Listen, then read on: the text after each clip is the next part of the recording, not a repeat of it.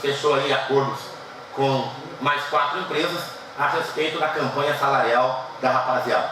Nós tivemos aí o fechamento com a Eufer, com a Bontais, tivemos o fechamento aí com a Band, com um risco seríssimo de ter uma greve na Band, mais uma greve na Band, que foi evitada graças aí a um acordo firmado que passou a agradar aos trabalhadores. Também tivemos aí um acordo com o pessoal da Machite, que também pertence aí ao grupo dos metalúrgicos. E para a gente ressaltar a questão da Band, é uma questão interessante, que a gente tem que pensar bem como funciona a cabeça do administrador. A Band já tinha feito um acordo, segundo o qual a empresa colocaria 8% de aumento salarial como reajuste para os trabalhadores no Lerite.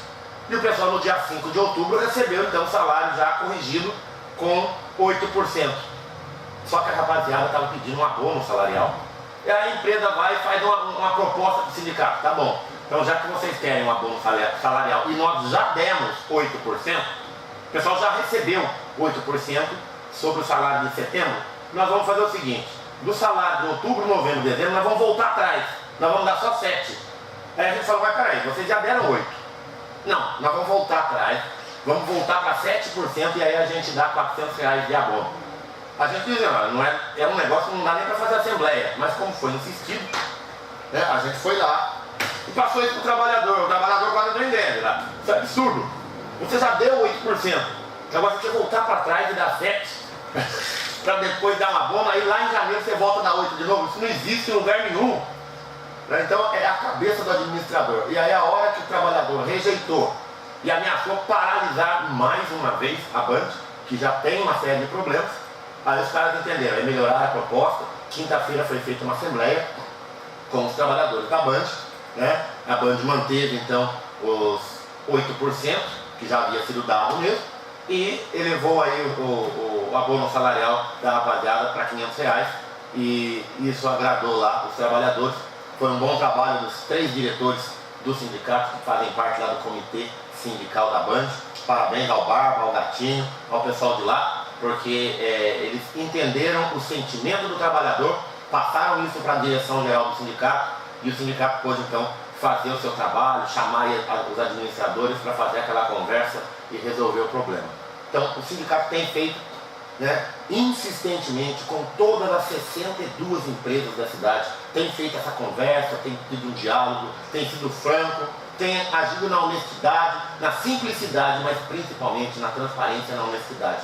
Então quando a gente chega na mesa para conversar com as empresas, com os administradores das empresas, a gente não vai levar algum fato assim, fictício, a gente não vai levar inverdades, a gente leva o sentimento do trabalhador. Quando o trabalhador está satisfeito, a gente fala. Quando o trabalhador não está satisfeito, a gente mostra. É isso que acontece. Então nós temos aí mais 4 empresas que fecharam, porque a negociação lá na Fiesp, em São Paulo, continuou parada. E aí, isso que a gente não entende. Pensa bem, aquele pessoal que trabalha lá na Fiesp, os diretores dos grandões lá, os camaradas que chegam na Fiesp de helicóptero, né? Junto lá com o senhor Paulo Scaff, que é o presidente, os caras chegam de helicóptero, né? A gente, quando vai daqui de Pinda para participar das rodadas de negociação lá, a gente pega o nosso golzinho do sindicato, 1.0, sem ar-condicionado, né? Sem direção hidráulica, né? É o golzinho do sindicato, e vocês já viram o tamanho do Renato na mão, né? É barrigão, né? Aí vai o Bosquinho lá da Gerdau também, barrigão. Aí vai o Márcio Perneta, grandão e barrigão, né? Os grandões dentro, né? 4 diretores grandões dentro daquele golzinho do sindicato, 1.0, sem ar-condicionado, sem direção hidráulica, nada.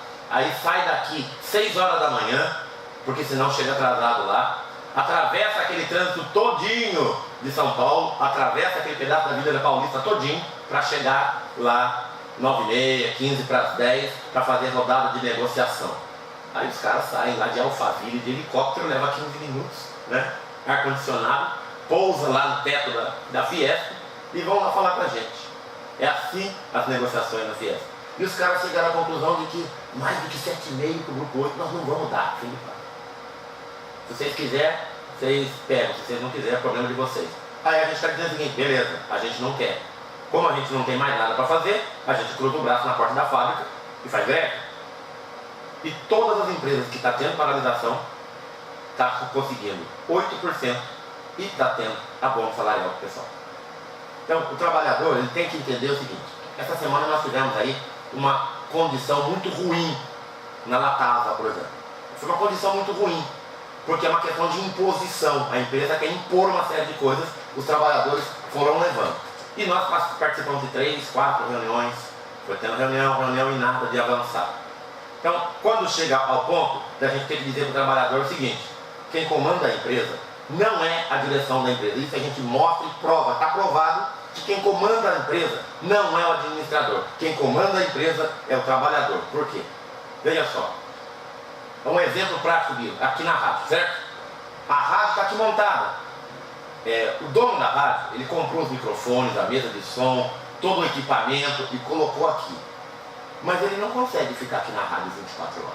Ele precisa de você. Se você não estiver aqui, se o operador da mesa não estiver aqui, se o camarada que está falando no microfone não estiver aqui, o microfone sozinho não gira nada. Ele vai deixar a rádio 24 horas no automático? Não, não vai. Precisa de gente.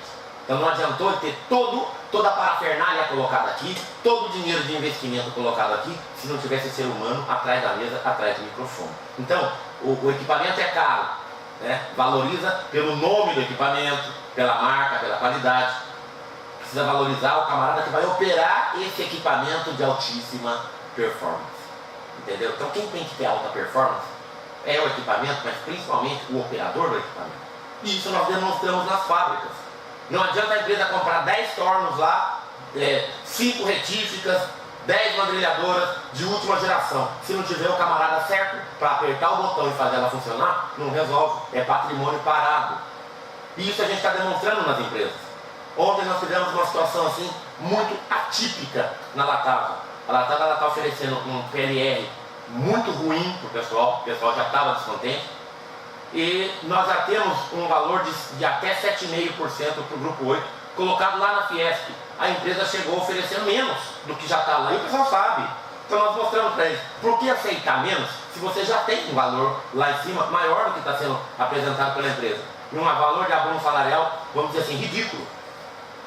Mas nós cumprimos a nossa obrigação, nós fomos lá e fizemos uma assembleia. Nós fomos para fazer uma assembleia na Latasa ontem, com os trabalhadores.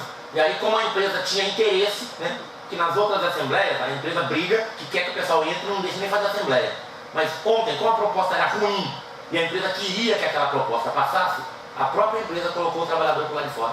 Ó, vocês que estão no escritório, vocês que já entraram, vai todo mundo lá para fora que tem que votar a proposta que o sindicato vai apresentar lá, a proposta que nós fizemos. Então, quando a empresa tem interesse, ela põe até o trabalhador do lado de fora ali, para o sindicato falar, porque ela tem a intenção de que a proposta seja aprovada. E aí, o que aconteceu é que a rapaziada reprovou a proposta, nós vimos isso, a proposta está reprovada. Então, o que nós dissemos, rapaziada, a proposta está reprovada, nós não temos, a empresa não tem outra proposta, e o que aconteceu é que quando a gente estava se preparando para sair, falou: então é o seguinte, acabou a proposta é essa, está rejeitada, nós vamos levar para a direção da empresa, assim que a gente tiver uma nova posição, a gente chama vocês de novo e faz uma outra assembleia. Isso é normal que o sindicato faz. O grande problema é que quando a gente se virou, nós estamos guardando as nossas coisas para sair, que a gente olhou para o portão, o trabalhador da Latasa está parado lá, de braço cruzado. Eles falaram assim: ó, beleza, a gente rejeitou a proposta, nós não vamos esperar vocês chamarem a empresa lá, não sei o que não, nós vamos esperar aqui fora agora. O próprio trabalhador parou, não foi nem o sindicato não falou nada. O trabalhador falou assim: nós estamos cansados de ser humilhados, nós estamos cansados de ser tratados desse jeito, então é o seguinte, a gente quer uma proposta agora. E eles ficaram do lado de fora. Então, e isso chama muita atenção. Nós tivemos uma situação, várias dessas, na Dong-U, quando estava aqui, as meninas paravam lá assim, depois ligavam para o sindicato. Nós tivemos uma outra situação, por exemplo, na FEP, lá na Gerdau, no ano passado, onde os trabalhadores, eles se reuniram e eles não pararam. Olha, não está dando, a situação tá ruim, nós não vamos entrar. Nós tivemos algumas situações em algumas outras empresas que, quando acontece isso, é uma coisa interessante. É o trabalhador consciente de que aquilo que está sendo apresentado para ele não vale a pena. E aí ele para. E aí é que se demonstra que a força da empresa está no trabalhador. Por quê? Porque tinha um forno lá ligado ontem. Tinha um cadinho com alumínio líquido pronto para sair e ficou parado lá. E aí a empresa precisa agir rápido, porque senão sua produção está parada. E é aquela história, onde a gente fala assim, não adiantou o dono da empresa investir alto aqui. Se a máquina ficar parada, é prejuízo. Cada meia hora parada de uma máquina é um prejuízo tremendo para qualquer empresa. Seria a mesma coisa que parar a rádio aqui durante 30 minutos. Quanto de anunciante você perdeu? Então, tem custo. A paralisação do trabalho tem custo. E a gente pede assim para as empresas, prestem atenção, porque os trabalhadores eles estão assim, cansados da maneira como tem sido tratado.